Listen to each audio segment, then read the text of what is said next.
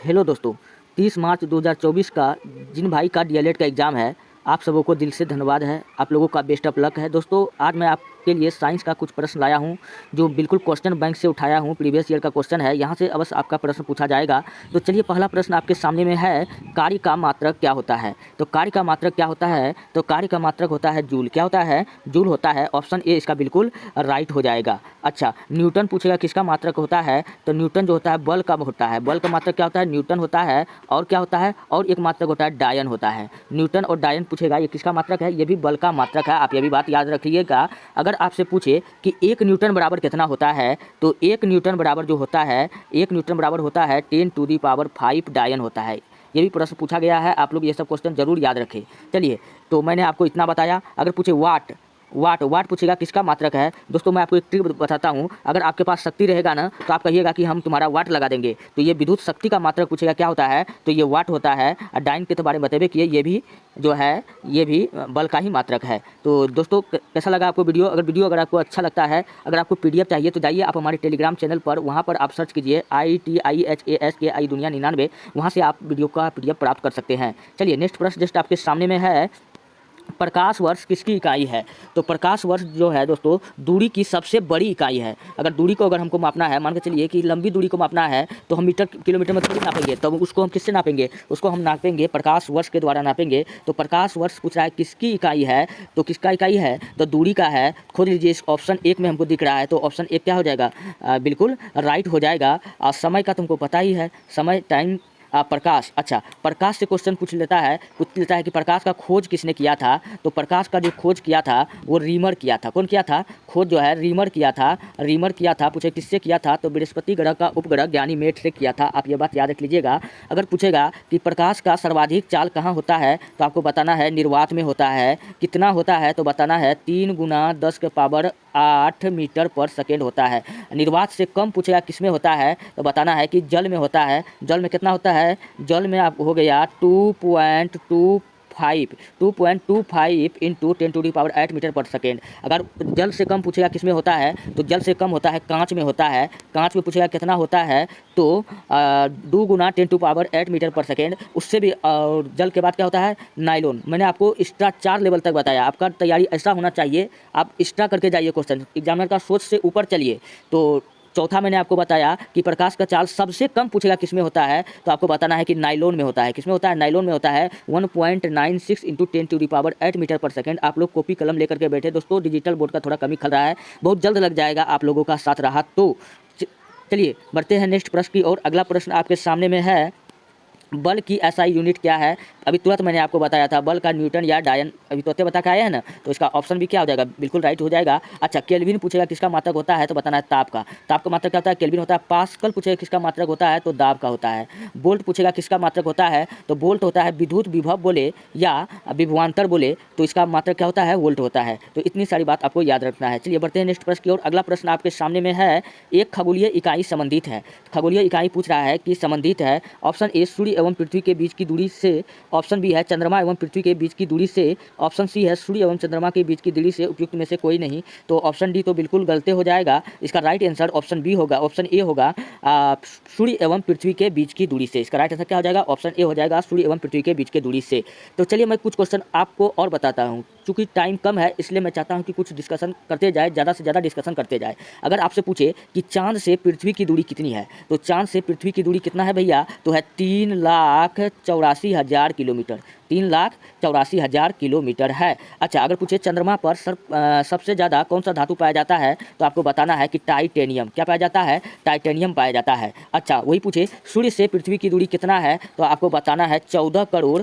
जैसे मैं डाटा याद रखता हूँ, वैसे आप भी याद रखिए। 14,96,00,000 किलोमीटर। कितना है? 14,96,00,000 किलोमीटर है। अगर वहीं आपसे पूछे कि सूर्य का प्रकाश पृथ्वी पर कितना मिनट में पहुँचता है, तो दोस्तों सूर्य का प्रकाश जो है पृथ्वी पर लगभग 8 मिनट में पहुँचता है। कभी कभी यही क्वेश्चन को घुमा के पूछ लेता है कि कितना सेकेंड में पहुँचता है, तो 8 मिनट बराबर कितना सेकेंड होता है, तो 500 सेकेंड में पहुँचता है। तो ऑप्शन यहाँ 500 सेकेंड हो जाएगा। तो फिलहाल इस क्वेश्चन का राइट आंसर क्या था? ऑप्शन ए था, सूर्य एवं पृथ्वी के बीच की दूरी। इनसे जितना डिस्कशन हुआ मैंने आपको बताया। चलिए, बढ़ते हैं नेक्स्ट प्रश्न की ओर। अगला प्रश्न आपके सामने में है, पारसेक इकाई है। पारसेक किसकी इकाई है? दूरी की सबसे लंबी इकाई को हम लोग कहते हैं पारसेक। तो ये किसकी इकाई है? दूरी की है। तो ऑप्शन ए इसका बिल्कुल राइट हो जाएगा। और समय की प्रकाश की चमक की, ये ऑप्शन गलत है। ऑप्शन ए क्या हो जाएगा? इसका बिल्कुल राइट हो जाएगा। पहले भी मैं बताया, इसलिए मैं ज़्यादा डिस्कशन पारसेक पे नहीं करूँगा। चलिए नेक्स्ट प्रश्न आपके सामने में है, ल्यूमेन किसका मात्रक है? तो ल्यूमेन किसका मात्रक है? तो ज्योति तीव्रता का। ऑप्शन ए है। ज्योति तीव्रता के मात्रक को हम लोग कहते हैं कैंडेला। ज्योति तीव्रता का मात्रक पूछेगा क्या है, तो आपको बताना है कैंडेला होता है। ज्योति फ्लक्स का, हाँ ज्योति फ्लक्स का मात्रक क्या होता है? ल्यूमेन होता है। इसलिए ऑप्शन भी क्या हो जाएगा? इसका बिल्कुल राइट हो जाएगा। उपयुक्त दोनों ये तो बिल्कुल ही गलत है, इनमें से कोई नहीं भी गलत है। ऑप्शन भी क्या हो जाएगा? बिल्कुल राइट हो जाएगा। चलिए बढ़ते हैं, 7वां नंबर का प्रश्न आपके स्क्रीन पे है, पास्कल किसकी इकाई है? तो मैंने बताया था तभी डिस्कशन में, दाब का मात्रक क्या होता है? पास्कल होता है। तो किसका मात्रक है? ये दाब का मात्रक है। ऑप्शन भी क्या हो जाएगा? इसका बिल्कुल राइट हो जाएगा। अगर पूछे कि आर्द्रता को हम लोग किस में मापते हैं, तो आर्द्रता को हम लोग मापते हैं हाइग्रोमीटर में। किस में मापते हैं? हाइग्रोमीटर में मापा जाता है। अगर पूछे वही आपसे वर्षा को हम लोग किस में मापते हैं, तो वर्षा को हम लोग रेन गेज में मापते हैं। किस में मापते हैं? रेन गेज में मापते हैं। ये सब क्वेश्चन आपका दिमाग में होना चाहिए, तभी जाकर के आपसे कोई भी एग्जाम निकलेगा। चलिए बढ़ते हैं नेक्स्ट प्रश्न की ओर। और तापमान का तो बताइए दिए, ताप का क्या होता है? केल्विन होता है, पीछे बता के आए हैं। 8वां नंबर का प्रश्न है, कैंडेला मात्रक है। मैंने पीछे अभी तुरंत बता करके डिस्कशन में आए हैं, कैंडेला किसका मात्रक होता है? तो ज्योति तीव्रता का होता है। ऑप्शन खोज लीजिए, ज्योति तीव्रता कहाँ है? तो ऑप्शन डी में हमको दिख रहा है, तो इसका ऑप्शन डी बिल्कुल राइट हो जाएगा। जबकि ज्योति फ्लक्स किसका होता है? तो ल्यूमेन का होता है। पीछे वाला प्रश्न में जस्ट करवाए थे, ज़्यादा डिस्कशन नहीं करेंगे। बढ़ते हैं नेक्स्ट प्रश्न की ओर। अगला प्रश्न इसका है कि ऊर्जा की एसआई इकाई क्या है? तो ऊर्जा का मात्रक क्या होता है? जूल होता है। क्या होता है? जूल होता है। इसका ऑप्शन ए बिल्कुल राइट हो जाएगा। न्यूटन किसका होता है? मैंने बताया था, बल का मात्रक क्या होता है? न्यूटन और डायन होता है। न्यूटनो होता है और डायनो होता है। 1 न्यूटन बराबर पूछेगा कितना होता है, तो आपको बताना है कि 10⁵ डाइन होता है। पूछेगा कि हर्ट्ज किसका मात्रक है? तो दोस्तों हर्ट्ज जो है वो आवृत्ति का मात्रक है। आवृत्ति का मात्रक क्या है? हर्ट्ज है। पास्कल किसका मात्रक है? तो ये दाब का मात्रक है। तो फिलहाल यहाँ पर ऊर्जा का पूछ रहा था, तो ऑप्शन ए जूल इसका राइट होगा। चलिए बढ़ते हैं नेक्स्ट प्रश्न की ओर। अगला प्रश्न आपके सामने में है, विद्युत मात्रा की इकाई है। तो विद्युत धारा की पूछ रहा है कि इकाई है, तो बच्चा जानता है। जल अगर, विद्युत धारा क्या है? आप लोग नहीं जानते हैं, बचपन से पढ़ते आ रहे हैं। जल अगर बह रहा है तो जल का धारा, दूध बह रहा है तो दूध का धारा है। तार में अगर करंट बह रहा है तो विद्युत बह रहा है, तो विद्युत धारा। तो विद्युत धारा में पूछेगा क्या बहता है, तो आपको बताना है कि इलेक्ट्रॉन बहता है। क्या बहता है? ये भी क्वेश्चन पूछा गया है। फिलहाल पूछा है विद्युत धारा की मात्रक पूछा है कौन है, तो एम्पियर होता है। क्या होता है? एम्पियर होता है। पूछेगा ओम किसका मात्रक होता है, तो ओम जो होता है प्रतिरोध का मात्रक ओम होता है। किसका होता है? प्रतिरोध का मात्रक ओम होता है। जबकि प्रतिरोधकता का मात्रक क्या होता है? ओम मीटर होता है। आप ये भी बात याद रख लीजिएगा। वोल्ट का तो मैं तो अभी तुरंत आपको बतेबे किया। विद्युत विभव या विभवांतर का मात्रक होता है कूलम। कूलम पूछेगा कि किसका मात्रक है, तो कूलम जो भैया ये वो आवेश का मात्रक है। किसका है? आवेश के मात्रक को हम लोग कूलम कहते हैं। तो फिलहाल इसका ऑप्शन ए बिल्कुल राइट हो जाएगा। पूछेगा विद्युत धारा में कौन बहता है, तो इलेक्ट्रॉन बहता है। आप ये बात याद रख लीजिएगा। चलिए बढ़ते हैं नेक्स्ट प्रश्न की ओर। 11वां नंबर का प्रश्न जस्ट आपके सामने में है, एसआई पद्धति में लेंस की शक्ति की इकाई क्या है? मतलब कि लेंस की क्षमता का मात्रक आपसे पूछ रहा है कि क्या है। तो लेंस वाट तो किसका हम बताए थे, ये तो विद्युत शक्ति का बताए थे। तो लेंस की शक्ति का मात्रक कौन होता है? डायऑप्टर होता है। इसलिए ऑप्शन भी क्या हो जाएगा? इसका बिल्कुल राइट हो जाएगा। चलिए बढ़ते हैं नेक्स्ट प्रश्न की ओर। अगला प्रश्न आपके सामने में है, ध्वनि की तीव्रता मापने की इकाई है। हम लोग ध्वनि को किस में मापते हैं? तो ध्वनि को हम लोग मापते हैं डेसिबल में मापते हैं। किस में मापते हैं? डेसिबल में मापते हैं। इसलिए इसका ऑप्शन डी बिल्कुल राइट हो जाएगा। कैंडेला का तो बतेबे किए थे, ज्योति तीव्रता, एम्पियर विद्युत धारा का। अच्छा, ये भी क्वेश्चन कई बार पूछा गया है। समुद्री मील को हम लोग किस में नापते हैं? समुद्र की दूरी को हम लोग पूछेगा किस में मापते हैं, तो आपको बताना है नॉटिकल मील में। नॉटिकल मील में हम लोग किसको मापते हैं? तो समुद्री दूरी को मापते हैं। तो आप ये भी प्रश्न का आंसर याद रख सकते हैं, ये भी कई बार पूछा गया है। चलिए बढ़ते हैं नेक्स्ट प्रश्न की ओर। अगला प्रश्न आपके सामने में है, निम्नलिखित में से तापमान की एसआई इकाई है। तो ताप का मात्रक क्या होता है? ताप का मात्रक होता है केल्विन। क्या होता है? केल्विन होता है। तो ऑप्शन ए यहाँ पर बिल्कुल दिख रहा है, एम्पियर विद्युत धारा का, कैंडेला ज्योति तीव्रता का। तो ताप का मात्रक क्या हो जाएगा? सॉरी, तापमान ना पूछ रहा है, निम्नलिखित में से तापमान की एसआई मात्रक है, तो ताप का, हाँ केल्विन हो जाएगा। ऑप्शन बी क्या हो जाएगा? बिल्कुल राइट हो जाएगा। चलिए हम लोग बढ़ते हैं नेक्स्ट प्रश्न की ओर। अगला प्रश्न की ओर हम लोग बढ़ते हैं, अदिश राशि है। तो इनमें से ऑप्शन में देखिए कौन सा अदिश राशि है। तो अदिश राशि का पहचानने का मैं एक ट्रिक देता हूँ, उस आर्द्रता की चाबी दो। उस आर्द्रता की चाबी दो। जैसे मैं याद रखता हूँ वैसे आप भी याद रखिए। तो इतना है अदिश राशि। उससे बोले ऊर्जा, ऊर्जा भी अदिश राशि है। स्व से समय भी अदिश राशि है। आ से आयतन भी है, द्रव्यमान भी है, ताप भी है, चा से याद रख लीजिएगा, चाल भी है, वी 2 से याद रख लिया, वी से याद रख लीजिएगा विद्युत धारा। ये सब क्या है, अदिश राशि है। तो फिलहाल पूछा है कि अदिश राशि है, तो नहीं, ये सब सदिश राशि है, तो अदिश राशि कौन हो जाएगा, तो ये सब सदिश राशि का ट्रिक था। तो ऊर्जा क्या हो गया, ये तो अदिश राशि में आया था। अभी हम देखें ना उस आर्द्रता की चाबी में, तो वो सब किसका था, वो सब अदिश राशि का था। तो अदिश राशि को छोड़ करके अब जितना राशि बचेगा कौन होगा, वो सदिश राशि होगा।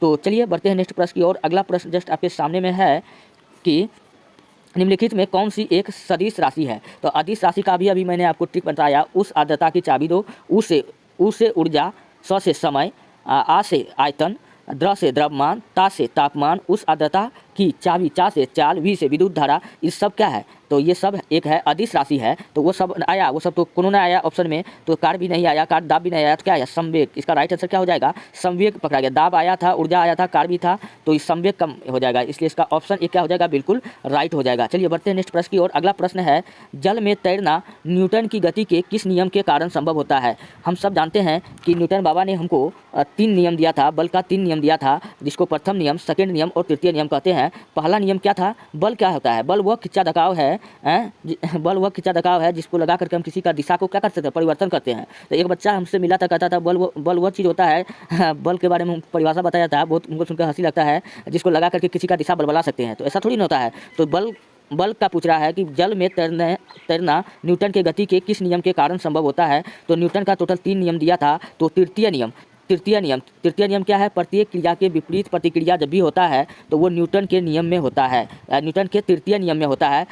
जैसे अगर हम जल में जब हम तैरते हैं तो हाथ पीछे की ओर करते हैं, हमारा शरीर आगे की ओर जाता है, तो प्रत्येक क्रिया का क्या हो रहा है कि विपरीत प्रतिक्रिया हो रहा है, इसलिए इसका राइट आंसर क्या हो जाएगा, न्यूटन के तृतीय नियम। दूसरा नियम क्या था, दूसरा नियम क्या था कि कोई भी वस्तु तब तक विराम रहेगा जब तक वो विराम अवस्था में है, जब तक उसमें क्या होगा, बाहर से बल लगाकर उसके दिशा को परिवर्तन नहीं कर दिया जाए। प्रथम नियम, न्यूटन के गति के प्रथम नियम को हम लोग कहते हैं जड़त्व का नियम। क्या कहते हैं, जड़त्व का नियम कहते हैं। और न्यूटन ने इस नियम का चर्चा अपना बुक प्रिंसिपिया में किया है। इतना मैं डिस्कशन इसलिए कर रहा हूँ क्योंकि टाइम कम है, आप लोग एग्जाम में जाकर जाए तो कम से कम ज़्यादा से ज़्यादा प्रश्न सॉल्व करके आए। चलिए, तो इसका राइट क्या हो जाता है, तो इसका क्या हो जाता है, ऑप्शन सी तृतीय नियम क्या हो जाएगा, तृतीय नियम है। प्रत्येक क्रिया का विपरीत पर, जैसे नाव चलाना, जब हम नाव चलाते हैं तो पीछे की ओर लाठी से मारते हैं तो नाव हमारा आगे जाता है। बंदूक का घोड़ा दबाना, ये भी हम पीछे की ओर बांधते हैं, गोली आगे की ओर निकलता है। प्रत्येक क्रिया का विपरीत प्रतिक्रिया होता है। तो ये सब न्यूटन गति के तृतीय नियम के उदाहरण है। चलिए बढ़ते हैं नेक्स्ट प्रश्न की ओर। अगला प्रश्न जस्ट आपके सामने में है, न्यूटन के पहले नियम को भी हम लोग कहते हैं, मैंने अभी आपको बताया कि न्यूटन के पहले नियम को हम लोग कहते हैं जड़त्व का नियम। तो इसलिए ऑप्शन भी इसका बिल्कुल राइट होगा। और न्यूटन ने जड़त्व का नियम अपना किताब प्रिंसिपिया में दिया था। किसमें दिया था, प्रिंसिपिया। पूछेगा प्रिंसिपिया बुक किसका है, तो ये न्यूटन चाचा का है, इतना बात आप याद रख लीजिएगा।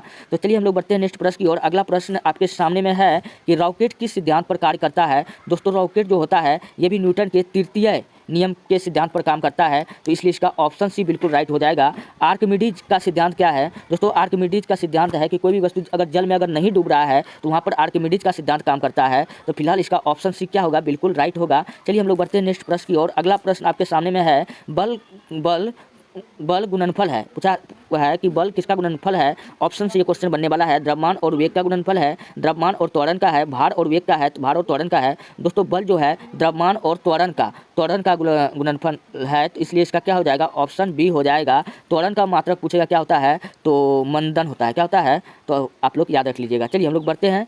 वेग में कमी, वेग में वृद्धि त्वरण कहलाता है, वेग में कमी पूछेगा क्या कहलाता है, मंदन कहलाता है। थोड़ी मात्रक में बता दिया।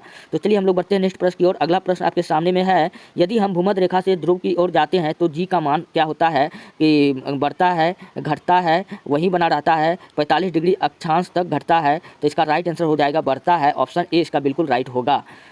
दोस्तों, अगर आपको PDF चाहिए तो हेलो मेरे प्यारे बच्चों, बहुत खुशी की बात है कि बिहार डीएलएड का जो एग्ज़ाम डेट है, एंट्रेंस एग्जाम का डेट 30 मार्च को रखा गया है। हम चाहते हैं कि आप एग्ज़ाम देने से पहले इस क्वेश्चन को आप जरूर दे करके जाए। यहाँ से आपको 110% क्वेश्चन जरूर मिलेगा। तो क्योंकि पैटर्न ही यही है, मैंने सारा सेट कवर करके यहाँ पर डाला है। तो चलिए हम पहला क्वेश्चन को स्टार्ट करते हैं। क्वेश्चन है, भारत में सबसे लंबा बांध है, भारत का पूछा है सबसे लंबा बांध कौन सा बांध है भैया, तो वो है हीराकुंड बांध है। कौन बांध है, हीराकुंड बांध है। हीराकुंड बांध पूछेगा कहाँ है, तो आप याद, एक ट्रिक बताता हूँ मैं है आपको, याद रख लीजिएगा। जब आपके पास में दोस्तों हीरा होगा तो आप क्या बन जाइएगा, महान बन जाइएगा। हीरा रहेगा तो महान बन जाइएगा, साधारण आदमी नहीं रहिएगा। तो याद रख लीजिएगा कि हीराकुंड बांध महान से याद रख लीजिएगा कि महानदी पर है। कहाँ पर है, किस नदी पर है, तो महानदी पर है। अच्छा, जब आप महान हो जाइएगा तो कहेगा गांव समाज का लोग कि इस लड़का का पैर आजकल जमीन पर नहीं टिकता है, तो कहाँ टिकता है, आसमान में टिकता है, तो उड़ता है, आसमान में उड़ता है। तो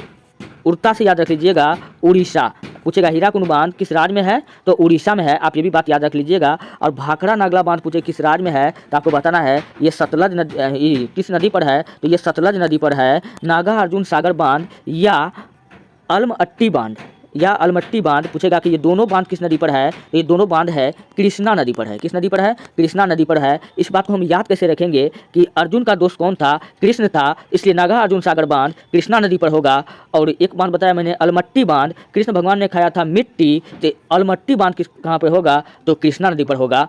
मैंने आपको जितना हो सका काफ़ी अच्छे से समझाने का कोशिश किया। और चौथा ऑप्शन में दिया था कोसी बांध। कोसी बांध कहाँ है, बिहार में है, और नेपाल के हनुमानगढ़ में एक कोसी बांध बना हुआ है। तो इसका ऑप्शन सी बिल्कुल राइट था, हीराकुंड बांध। दोस्तों अगर आपको पीडीएफ चाहिए आप जाइए हमारे टेलीग्राम चैनल पर, वहाँ पर आप सर्च कीजिए ITIEHASKI दुनिया 99, वहाँ से आप जाकर के पीडीएफ को प्राप्त कर सकते हैं। चलिए हम लोग बढ़ते हैं नेक्स्ट प्रश्न की। और अगला प्रश्न आपके सामने में है, मानव शरीर का सामान्य तापमान होता है, मनुष्य के शरीर का अगर सामान्य तापमान पूछे कितना होता है, लगभग 37 डिग्री सेल्सियस होता है, लगभग 36.9, यानी कि ऑप्शन बी बिल्कुल राइट हो जाएगा सेल्सियस में। अच्छा, जब पूछेगा ताप का मात्रक क्या होता है, ताप का मात्रक होता है केल्विन होता है। क्या होता है, केल्विन होता है। अच्छा, पूछेगा कि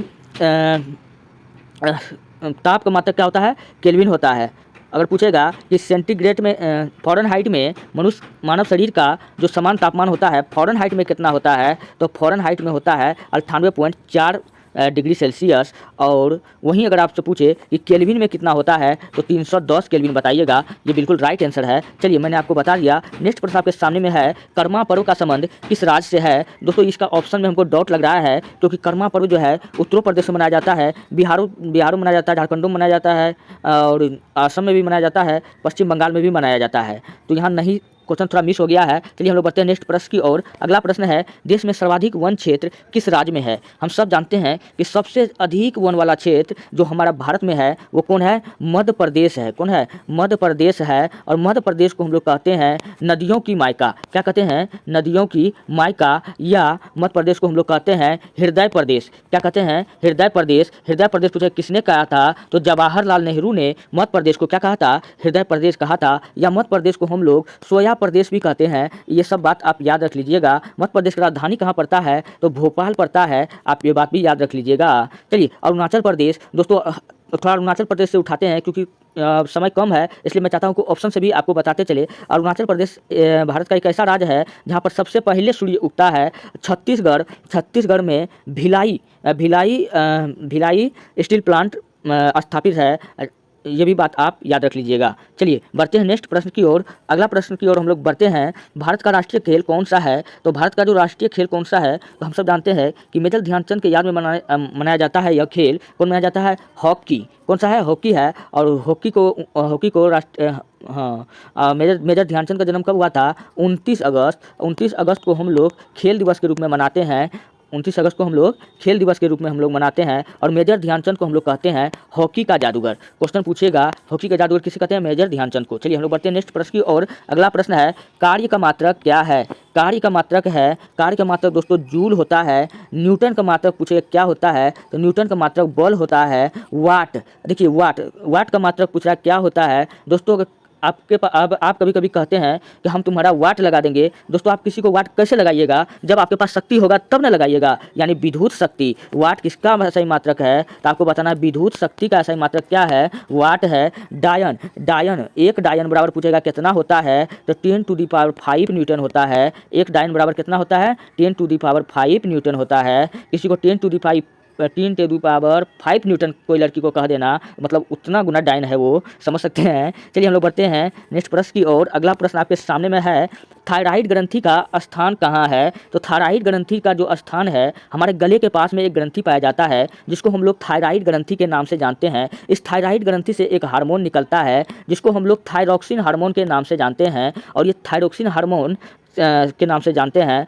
और इसकी कमी से क्या हो जाता है, इसकी कमी से हमको घेंघा रोग हो जाता है। घेंघा को हम लोग ग्वाइटर या गलगंड के नाम से भी जानते हैं, आप ये बात याद रख लीजिएगा। और यकृत मनुष्य के शरीर का सबसे बड़ा ग्रंथि है, आप ये बात याद रख लीजिएगा।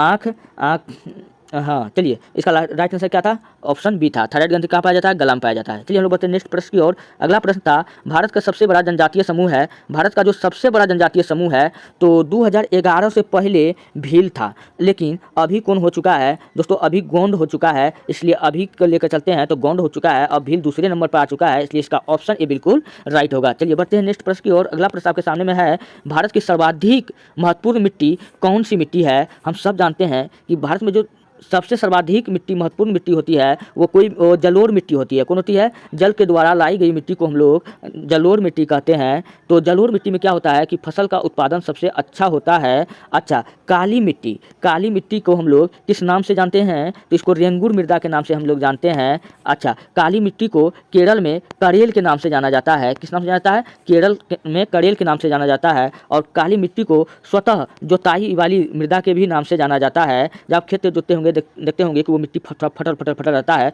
इसलिए हम लोग काली मिट्टी को अगला नाम क्या देते हैं, स्वतः जुताई वाली मृदा भी कहते हैं। और काली मिट्टी में पूछेगा कि सर्वाधिक किसका फसल होता है, तो आपको बताना है कि काली मिट्टी में सर्वाधिक जो फसल होता है वो किसका होता है, वो कपास का होता है। किसका होता है, कपास का होता है। और कपास से हम लोग क्या बनाते हैं, सूती वस्त्र बनाते हैं। क्या बनाते हैं, सूती वस्त्र बनाते हैं। और सूती वस्त्रों की राजधानी पूछे कहाँ है, तो आपको बताना है कि मुंबई है। कहाँ है, मुंबई है, आप ये भी बात याद रख लीजिएगा। चलिए नेक्स्ट प्रश्न की ओर हम लोग बढ़ते हैं। अगला प्रश्न आपके सामने में है, ल्यूमेन किसका मात्रक है। ल्यूमेन किसका मात्रक है, ज्योति तीव्रता का मात्रक कैंडेला होता है, ज्योति फ्लक्स का मात्रक ल्यूमेन होता है, उपरोक्त दोनों। तो यहाँ पर देखिए भैया ऑप्शन भी बिल्कुल राइट हो जाएगा, ज्योति फ्लक्स का जो मात्रक होता है क्या होता है, ल्यूमेन होता है। चलिए बढ़ते हैं नेक्स्ट प्रश्न की ओर। नेक्स्ट प्रश्न आपके सामने में है, प्रकाश का विद्युत प्रभाव का प्रतिपादन किया था। प्रकाश का जो विद्युत प्रभाव का प्रतिपादन किया था वो कौन किया था, आइंस्टीन ने किया था। कौन किया था, अल्बर्ट आइंस्टाइन ने किया था। और आइंस्टाइन ने एक थ्योरी दिया था, ई एनर्जी बराबर mc स्क्वायर, ई बराबर mc स्क्वायर, आप याद रख लीजिएगा। चलिए बढ़ते हैं नेक्स्ट प्रश्न की ओर। अगला प्रश्न की ओर हम लोग बढ़ते हैं। कपूर को किस विधि से शुद्ध किया जाता है। हमको पता है कपूर एक ठोस है, ठोस से ये गैस में परिवर्तन हो जाता है। जब गैस में बदलेगा उसको ऊर्ध्वपातन कहेंगे। तो ऑप्शन ए इसका बिल्कुल राइट हो जाएगा। चलिए बढ़ते हैं नेक्स्ट प्रश्न की ओर। अगला प्रश्न आपके सामने में है, प्रधानमंत्री की नियुक्ति कौन करता है। तो हम सब जानते हैं प्रधानमंत्री को हम लोग कहते हैं, प्रधानमंत्री को हम लोग क्या कहते हैं, atomic button of India. Atomic button of India. दोस्तों आप जब भी प्रधानमंत्री का काफिला जब जाता है, जब कहीं पर आप देखा होगा उसके सामने एक व्यक्ति एक छोटा सा अटैची लेकर के सूटकेस लेकर के उसके पीछे पीछे जाता है। आप बताइए उस सूटकेस में क्या रहता है, उस सूटकेस में सारा मिसाइल का कंट्रोल रहता है, ताकि मोदी जी यहाँ भाषण दे रहा है, कोई दूसरा देश आकर के अटैक करे तो यहीं से सारा मिसाइल को दिशा को परिवर्तित किया जा सकता है। तो प्रधानमंत्री की नियुक्ति कौन करता है, तो राष्ट्रपति करता है, आप ये भी बात याद रख लीजिएगा। अच्छा, भारत का किस आर्टिकल कहता है कि भारत में एक राष्ट्रपति का पद होगा, तो आर्टिकल 52 का संबंध, आर्टिकल 52 का संबंध पूछेगा किससे है, तो भारत के राष्ट्रपति से है। और आर्टिकल 53 क्या कहता है, आर्टिकल 53 कहता है कि राष्ट्रपति जो होगा अपनी शक्ति का प्रयोग मंत्रिपरिषद के प्रमुख के सहायता से करेगा। चलिए हम लोग बढ़ते हैं नेक्स्ट प्रश्न की ओर। अगला प्रश्न आपके सामने में है, नेक्स्ट प्रश्न आपके सामने में है, इलेक्ट्रॉन का खोज किसने किया था। काफ़ी बच्चा वाला प्रश्न आ गया है। इलेक्ट्रॉन का खोज किसने किया था, थॉमसन ने किया था। प्रोटॉन का खोज किसने किया था, रदरफोर्ड ने किया था। न्यूट्रॉन का आप बता दीजिए कौन किया था, तो चैडविक ने किया था। कब किया था, तो 1932 में किया था। और तो इसका राइट आंसर क्या हो जाएगा, इलेक्ट्रॉन का खोज जे थॉमसन, इसका ऑप्शन ए बिल्कुल राइट हो जाएगा। चलिए हम लोग बढ़ते हैं नेक्स्ट प्रश्न की ओर। अगला प्रश्न आपके सामने में है, वर्तमान में भारतीय संविधान में कुल कितनी अनुसूचियां हैं। वर्तमान में भारतीय संविधान में कुल 12 अनुसूचियां हैं। कितना है, 12 अनुसूचियां हैं। इन 12 अनुसूची में 20 भाषा को राष्ट्रीय भाषा की मान्यता प्राप्त है। चलिए हम लोग बढ़ते हैं नेक्स्ट प्रश्न की ओर। अगला प्रश्न है, भाभा परमाणु अनुसंधान केंद्र भारत कहाँ स्थित है। तो ये कहाँ स्थित है भैया, यह ट्राम्बे में स्थित है। कहाँ है, ट्राम्बे में स्थित है। पूछेगा ट्राम्बे कहाँ पड़ता है, तो बताइएगा महाराष्ट्र में पड़ता है। कहाँ पड़ता है, महाराष्ट्र में पड़ता है। कलपक्कम पूछे कहाँ पड़ता है, तो तमिलनाडु में पड़ता है। नागपुर किसके लिए फेमस है, तो आप याद रख लीजिएगा, नागपुर। हाँ, यहाँ से क्या हुआ था, कांग्रेस का जो सम्मेलन हुआ था, यहीं पे कांग्रेस के इसी सम्मेलन से असहयोग आंदोलन पास हुआ था। आप ये भी बात याद रख सकते हैं। और देहरादून का राजधानी कहाँ है, तो उत्तराखंड का राजधानी कहाँ है, देहरादून। तो उत्तराखंड में कुछ झील है, तो उसका भी नाम आप याद रख लीजिए। नोखरू ताल, खुरपता ताल, रूपकचिया ताल, और नैनीताल, डोडीताल, सातताल, मालाताल, राकसताल, भीलताल, देवताल, ये सब झील कहाँ है, तो ये सब झील कहाँ है, जितना भी ताल लगल वाला झील होगा ये सब कहाँ होगा, उत्तराखंड में होगा। आप ये भी बात याद रख लीजिएगा। चलिए हम लोग बढ़ते हैं नेक्स्ट प्रश्न की ओर। अगला प्रश्न है, लोहे पर जंग लगना किसका उदाहरण है। लोहे पर जंग, हम जानते हैं लोहा को जैसे ऑक्सीजन के सामने रखेंगे तो अभिक्रिया कर लेगा और लोहा में लग जाएगा जंग, तो ऑक्सीकरण। इसका राइट आंसर क्या हो जाएगा, ऑक्सीकरण। और जब लोहा को जंग से अगर बचाएंगे तो उसमें करना पड़ेगा जस्ता का पेंट, तो हो जाएगा जस्तीकरण। समझ में आ गया होगा आपको। चलिए बढ़ते हैं नेक्स्ट प्रश्न की ओर। अगला प्रश्न है, निम्नलिखित में से किस ग्रह को पृथ्वी की बहन कहा जाता है। दोस्तों, पृथ्वी का जो बहन है वो शुक्र ग्रह को कहा जाता है।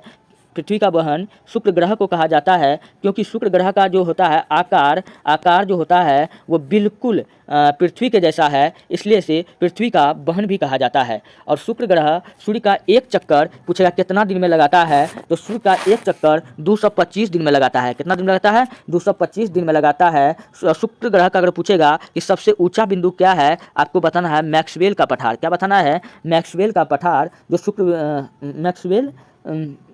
जो सर्वोच्च बिंदु है, जो शुक्र ग्रह पर सर्वोच्च बिंदु है, आप ये बात याद रख लीजिएगा। और एक और याद रख लीजिएगा, शुक्र ग्रह पर पाया जाने वाला 2 गो पठार पूछेगा कौन सा है। शुक्र ग्रह पर पाए जाने वाले 2 पठार पूछेगा कौन सा है, तो याद रख लीजिएगा, एगो लक्ष्मी का पठार, दूसरा चौरस का पठार। ये दोनों पठार पूछेगा कहाँ पाया जाता है। आकाश में दे देगा तो आप घूम जाइएगा ऑप्शन में, कहा अच्छा पठार न कर रहा है तो धरती पर न होगा, नहीं भैया, ये कहाँ है, शुक्र ग्रह पर पाया जाता है। ये बात आप ध्यान में रख लीजिएगा। क्वेश्चन का लेवल आप काफ़ी बढ़ चुका है, आप लोगों को अच्छे से तैयारी करना है।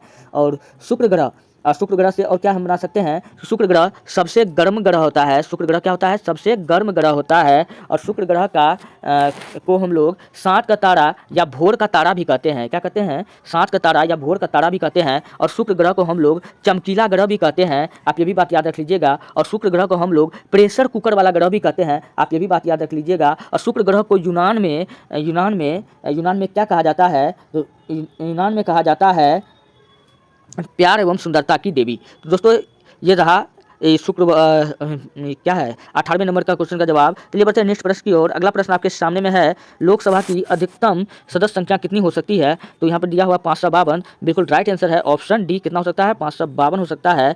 चलिए नेक्स्ट प्रश्न की ओर बढ़ते हैं। भारत का प्रथम गवर्नर जनरल था, तो भारत का प्रथम गवर्नर जनरल कौन था, तो लॉर्ड विलियम बेटिक था। कौन था, लॉर्ड विलियम बेटिक था, इसलिए इसका ऑप्शन सी बिल्कुल राइट है। अच्छा, लॉर्ड कैनिंग पूछेगा कि ये कब गवर्नर जनरल था, तो लॉर्ड कैनिंग जो था 1857 के क्रांति के समय पूछेगा कि कौन भारत का गवर्नर जनरल था, तो लॉर्ड कैनिंग था। और लॉर्ड कॉर्नवालिस कब था, जब अस्थाई बंदोबस्त या इस्तेमारी बंदोबस्त या जमींदारी बंदोबस्त लगाया गया था, उस समय जो था कॉर्नवालिस, उसका जनक कौन है, लॉर्ड कॉर्नवालिस है। वारेन हेस्टिंग्स को भारत में एक दारिस नाम का सोना का घड़ा सिक्का मिला था। आप ये भी बात याद रख लीजिएगा। चलिए बढ़ते हैं नेक्स्ट प्रश्न की ओर। अगला प्रश्न आपके सामने में है कि भारतीय सशस्त्र सेनाओं का सर्वोच्च कमांडर कौन होता है। भारतीय सेना का मालिक कौन होता है, हम सब जानते हैं कि राष्ट्रपति होता है। और राष्ट्रपति का पद के बारे में आर्टिकल 52 कहता है। क्या कहता है, आर्टिकल 52 कहता है कि भारत में एक राष्ट्रपति होगा जो प्रधानमंत्री की सहायता से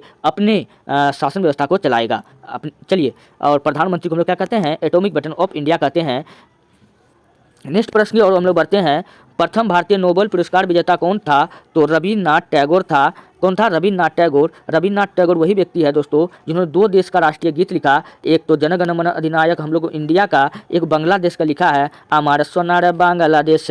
तो ये भी बात आप याद रख लीजिएगा। चलिए बढ़ते हैं नेक्स्ट प्रश्न की और। अगला प्रश्न है कि गोदान किसकी रचना है, तो गोदान किसकी रचना है, मुंशी प्रेमचंद की है। चाहे गोदान बोले या रंगभूमि बोले, रंगभूमि या कर्मभूमि या मंगलसूत्र, ये सब रचना किसका है? ये सब रचना किसका है? मुंशी प्रेमचंद का है। आप ये भी बात याद रख लीजिएगा। चलिए बढ़ते हैं नेक्स्ट प्रश्न की ओर। अगला प्रश्न आपके सामने में है, भारत में योजना की अवधारणा कब स्वीकार की गई थी? तो भारत में जो योजना आयोग का जो स्थापना किया गया था वो किया गया था 15 मार्च 1950 को किया गया था। खोजिए ऐसा ऑप्शन कहाँ दिख रहा है? ऑप्शन बी इसका बिल्कुल राइट हो जाएगा। चलिए हम लोग बढ़ते हैं नेक्स्ट प्रश्न की ओर। वंदे मातरम गीत लिखा था, तो वंदे मातरम गीत पूछेगा कौन लिखा था? तो इसको लिखा था बंकिम चंद्र चटर्जी। कौन लिखा था? बंकिम चंद्र चटर्जी ने लिखा था। इसलिए इसका राइट आंसर क्या हो जाएगा? ऑप्शन सी हो जाएगा। और बढ़ते हैं नेक्स्ट प्रश्न की ओर। टीपू सुल्तान की राजधानी थी, टीपू सुल्तान की राजधानी कहाँ थी?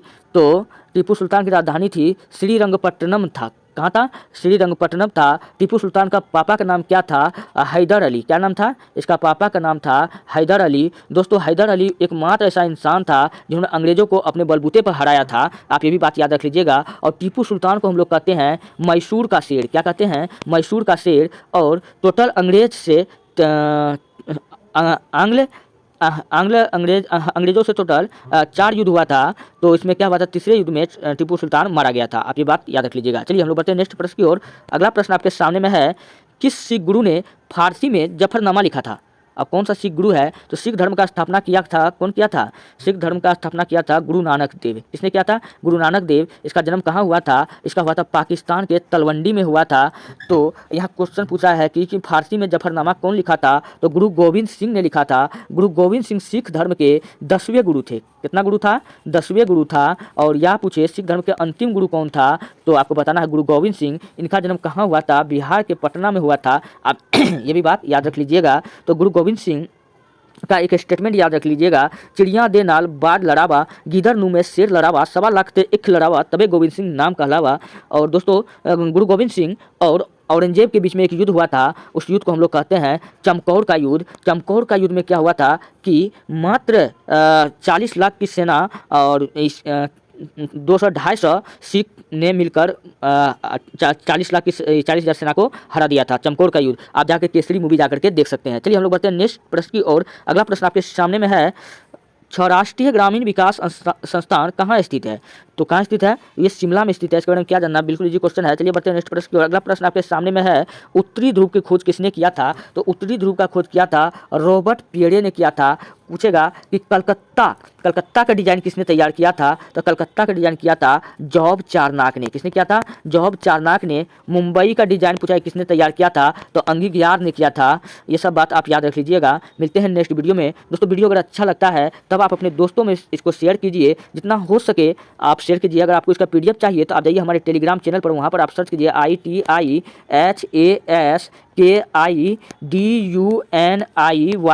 99। वहाँ से आप PDF प्राप्त कर सकते हैं। मिलते हैं नेक्स्ट वीडियो में। धन्यवाद।